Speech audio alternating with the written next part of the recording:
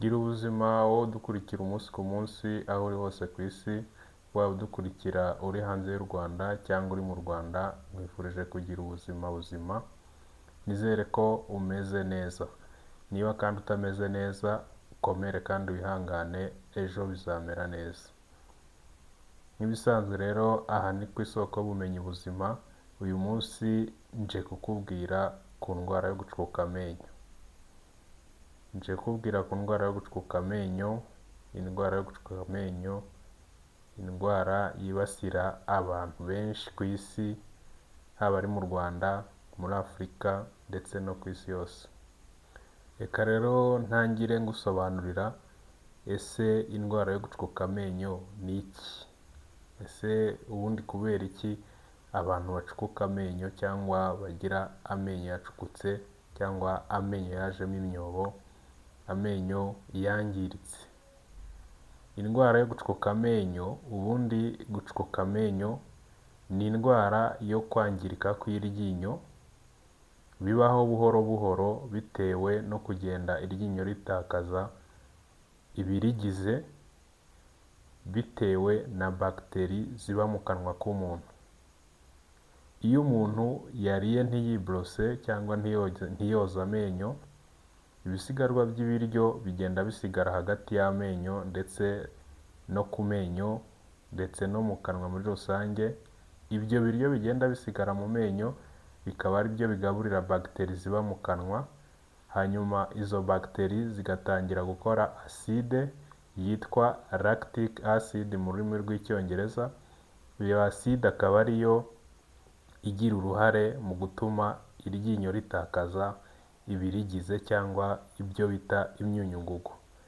Uko izo bagiteri zigenda zikora acide nyinshi, bituma iryinyo rikomeza kugenda ritakaza ibice by'inyuma, uhereye inyuma, ko rigenda zimaramo igihe zikora acide nyinshi, bigatuma iryinyo, umwobo uturuka ku gice cy'inyuma ukinjiramo, ukaba wagera no ku gice cyo hagati ndetse kugeza bigeze ku mutima w'iryinyo. Ubundi iryinyo rigira ibice bitatu. Hari igice cy'inyuma, iki ngiki tubona mu kanwa, hakaba igice gikurikiyeho cyo hagati, nacyo cyoroshye ugereranyije n'icy'inyuma, hakaba noneho n'umutima w'iryinyo ari wo ugizwe n'imitsi itwara amaraso ndetse n'udutsi dutwara amakuru, ari two dushobora gutuma wumva ubabara mu gihe za bagiteri zatangiye kwinjiramo gake gake uko zigenda zinjira ziturutse inyuma. Ushobora kwibaza utese izi bagiteri ziba zaturutse hehe? Ubundi mu buryo busanzwe akanwa k'umuntu kabamo amoko arenze 500 ya bagiteri. Izi bagiteri ntacyo ziba zidutwaye mu buryo busanzwe iyo utazihaye ibituma zangiza.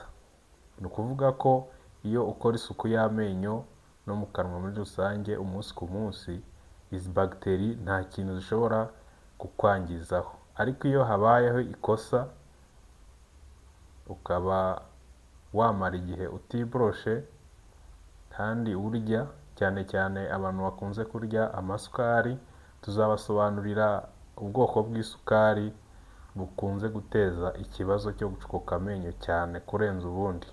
Iyo umaze igihe kinini utiborosa, uba uri guha amahirwe izo bagiteri cyangwa se ukaziha uburyo bwo kororoka, kuko zitunzwe n'ibyo turya, zitunzwe n'ibyo biryo turya natwe bigasigara hagati y'amenyo, nibyo zirya kugira ngo nazo zibashe kubaho.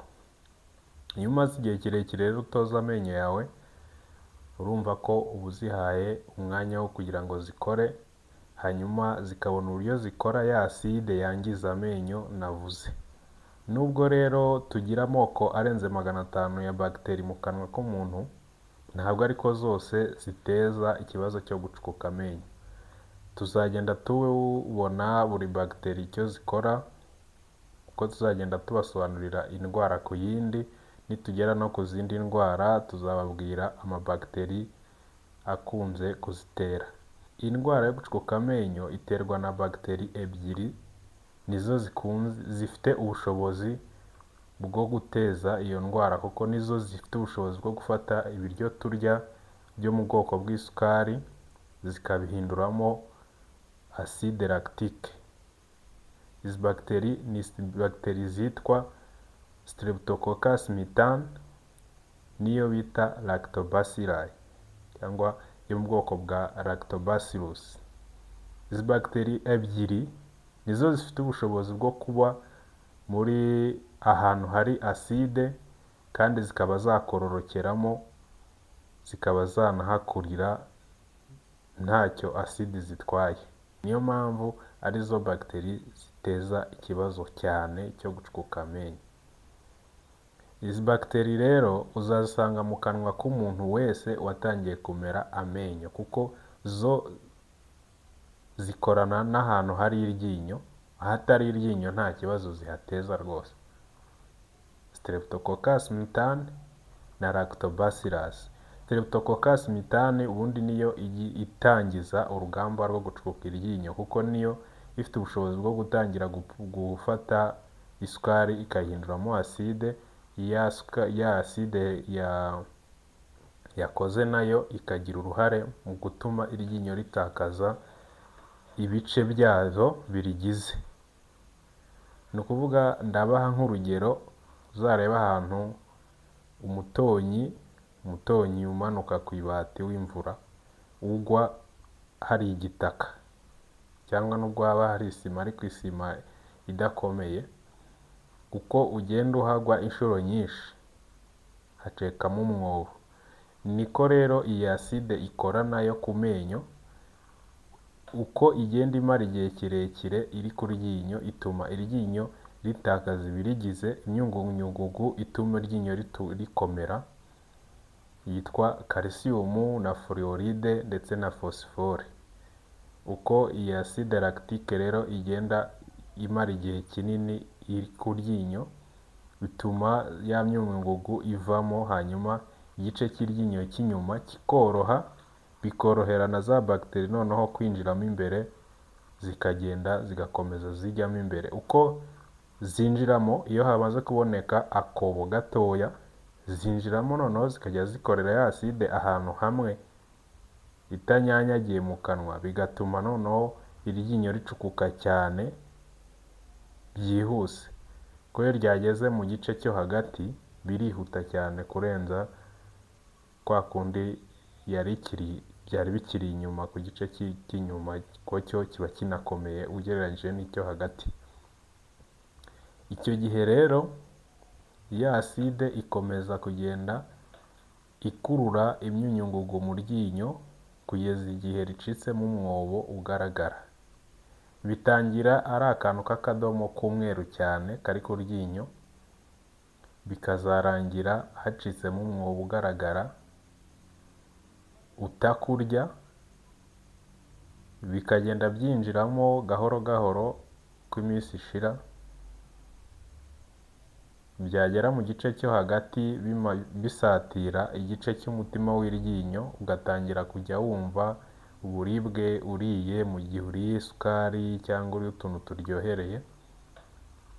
Bigakomeza uko bigenda byinjiramo imbere, niko ububabare bwiyongera kugeza bigeze mu mutima w'iryinyo. Iyo bigeze mu mutima w'iryinyo ni hahandi uba utakibasha gusinzira, usigaye uryama ukumva rikakurya kurushaho. Uko bitinda nanone bagiteri zigeze mu mutima w'iryinyo, niko birangira biguteje n'ikibazo, biteje ubwandu cyangwa infection ku bice bikikije iryinyo. Ari hahandi usanga watangiye kubyimba, batangira kujya hapfupfunukamo amashyira. Nizere ko rero udukurikiye waramaze gukora subscribe kuri channel kugira ngo utazacikwa na byinshi. Iyi ndwara ifite ibintu byinshi twayikoraho, ariko ntabwo twifuza ko twajya dukora ibiganiro bimara igihe kirekire, ahubwo twahisemo ko tuzajya tubibabwira mu byiciro. Uyu munsi twabasobanuriye icyo indwara yo gucukuka amenyo icyo ari cyo muri rusange. Ese ni iki ubundi, haba habaye iki? Ikiba cyabaye rero nakivuze. Iyi video ikurikiraho tuzabagezaho noneho ese ni bande noneho bakwiriye bakunze kwibasirwa n'iki kibazo cyo gucukuka amenyo. Wenda mbasogonyejeho gake, ubushakashatsi bwagiye bugaragaza ko iyi ndwara yibasira abantu batari bake, haba ku isi hose, muri Afurika ndetse no mu Rwanda. Ku isi hose ubushakashatsi bwagaragaje ko abarenga miliyari 2 muri miliyari 8 zigize isi bibasirwa n'ikibazo cyo gucukuka amenyo cyangwa se barwaye indwara yo gucukuka amenyo. Mu Rwanda mu mwaka wa 2015 hari ubushakashatsi bwakozwe bugaragaza ko mu bantu bakoreyeho ubushakashatsi 64.9% by'abantu bakoreyeho ubushakashatsi bari bafite ikibazo cy'indwara yo gucukuka amenyo. Ikibabaje muri ibyo ngibyo ni uko 1/2 cy'abo bantu bari barwaye indwara yo gucukuka amenyo ntibigeze bivuza. Si aho gusa byahagarikiye. Mu mwaka wa 2025 uyu nguyu turimo, ubushakashatsi bwakorewe ku bantu bakuru bwagaragaje ko 71.5% bafite ikibazo cy'indwara yo gucukuka kw'amenyo. Aho ni mu bantu bakuru. Mu bana ubundi bushakashatsi bwakorewe mu bana biga b'abanyeshuri muri primaire bwagaragaje ko 61.1% barwaye indwara yo gucukuka amenyo. Numva ko uwo ni umubare munini cyane rwose. Bishatse kuvuga ko nibura mu bantu 10 bari kumwe, abantu bakuru 7 nibura baba barwaye indwara yo gucukuka amenyo. Igitangaje rero muri ibyo ngibyo ni uko usanga abenshi baba bayirwaye ariko batarayivuje cyangwa se badafiteho amakuru. Aho rero niho tuzira twebwe twaje kubaha amakuru kuri izi ndwara, tuzasobanurira byinshi kuri indwara yo gucukuka amenyo. Iki ni icyiciro cya mbere. Uyu munsi twabasobanuriye ese gucukuka amenyo ni iki. Nizere ko wasobanukiwe neza icyo ari cyo. Muri ubu bushakashatsi kandi bwagiye bukorwa mu bihe bitandukanye, haba ku isi ndetse no mu Rwanda, bwagiye bugaragaza ko ikintu cya mbere gituma abantu barwara indwara yo gucukuka amenyo ari ukutoza amenyo cyangwa kugira isuku yo mu kanwa muri rusange.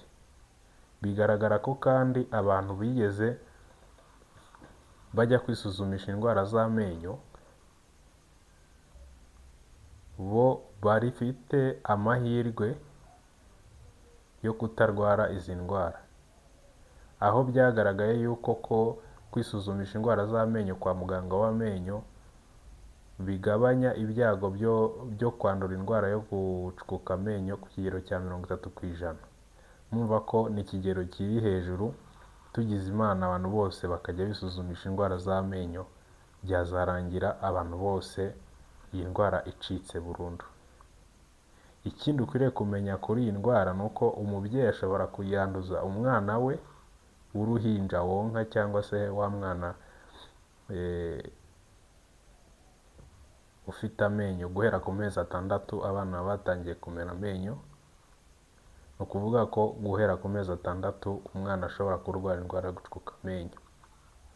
Umubyeyi rero ashobora kuyanduza umwana we, cyangwa se n'umuntu mukuru ashobora kohereza izi bagiteri